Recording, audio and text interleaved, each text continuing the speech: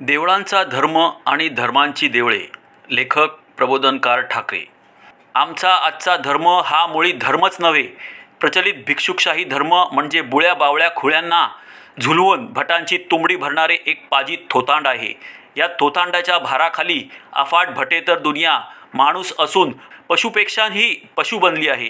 त्यामुळे आमच्या सर्वांगीण हलाखीचे मूळ भटाच्या पोटात आहे, त्याच्या गोड बोल्या ओठात नव्हे. हे शेकडा 10 लोकांना पटता पटताच एक शतक काळाच्या उदरात गडप झाले. भटेतरांच्या धार्मिक गुलामगिरीच्या थोतांडात देवळाचा नंबर पहिला लागतो. देवळांची उत्पत्ती ब्रह्मदेवाच्या बारशाला खास झालेली नाही. हिंदू धर्माची ही अगदी अलीकडची कमाई आहे. देऊळ हा देवालय या शब्दाचा अपभ्रंश आहे. देवाचे जे आलय वसतिस्थान ते देवालय.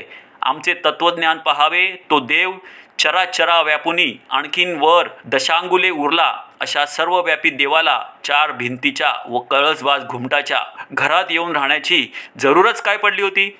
बोरी बंदरावर उतरलेल्या नवख्या प्रवाशाला सरदार गृहात किंवा ताजमहालात जाण्याचा जसा प्रसंग येतो तसा चराचर व्यापुनी दशांगुले उरलेल्या देवाला सारे जग ओसाड टाकून हिंदूंच्या देवळातच येऊन ठाणे देण्याचा असा कोणता प्रसंग ओढवला होता न कळे.